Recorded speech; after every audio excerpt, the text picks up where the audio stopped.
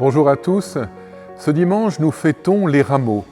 C'est dans cette dernière montée à Jérusalem que s'achève la mission de Jésus sur la terre. « Ma vie, nul ne la prend, mais c'est moi qui la donne », dira Jésus la veille de sa passion.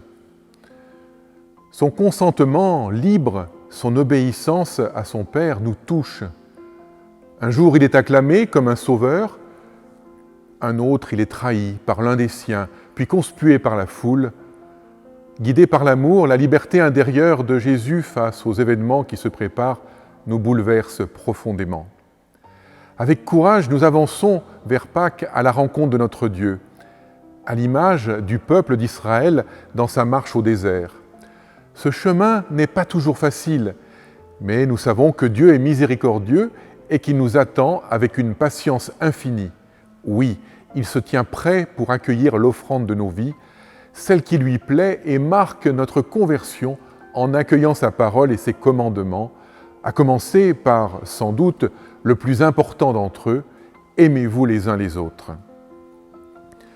Sans doute êtes-vous maintenant familiarisé avec le texte tiré du livre du prophète Joël, qui nous accompagne et dans lequel Dieu nous invite à revenir à lui.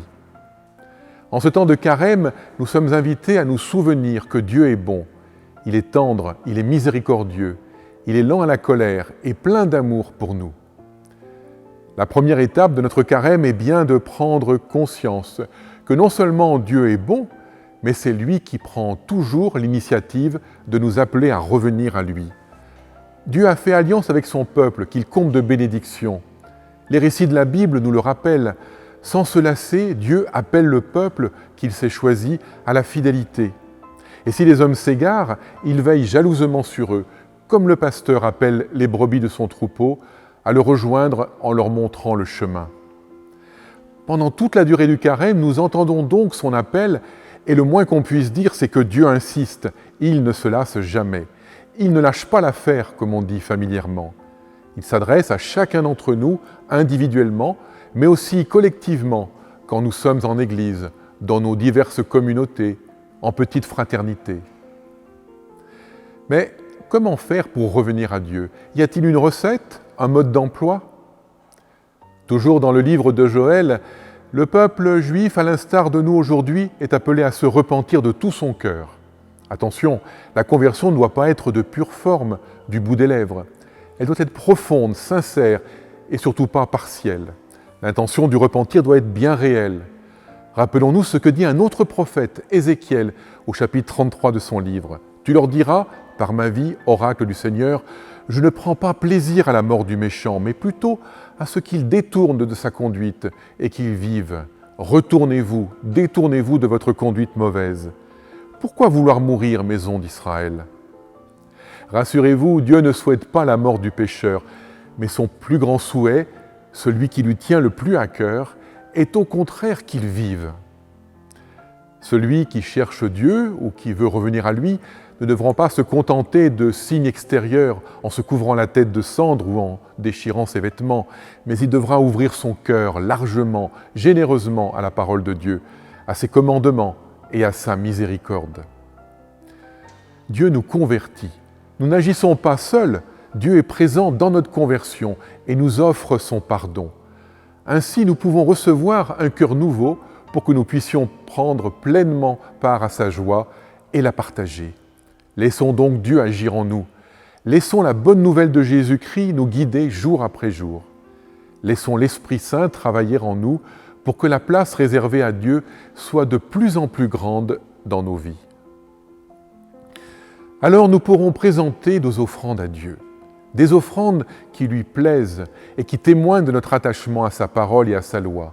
Des offrandes qui disent que nos cœurs veulent s'ouvrir à lui. Des offrandes qui, en somme, témoignent de notre conversion. Le temps du carême est celui du oui que nous donnons à Dieu en écartant tout ce qui nous éloigne de lui.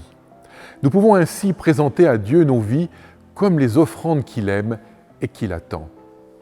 Dieu et les prophètes nous le disent. Dieu n'aime pas les manifestations extérieures qui n'engagent pas le cœur de l'homme ou si peu. Vous souvenez-vous de ce que nous dit Isaïe ? Déchirez vos cœurs et non pas vos vêtements. ôtez de ma vue vos actions mauvaises, cessez de faire le mal. Apprenez à faire le bien, recherchez la justice.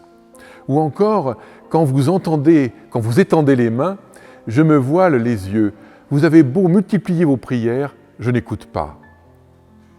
Durant les 40 jours du carême que nous sommes invités à nous préparer à offrir nos vies à Dieu, en pratiquant le jeûne, la prière, le partage. Le jeûne, attitude intérieure pour se délester de tout ce qui n'est pas essentiel et permet d'entrer pleinement en relation avec Dieu.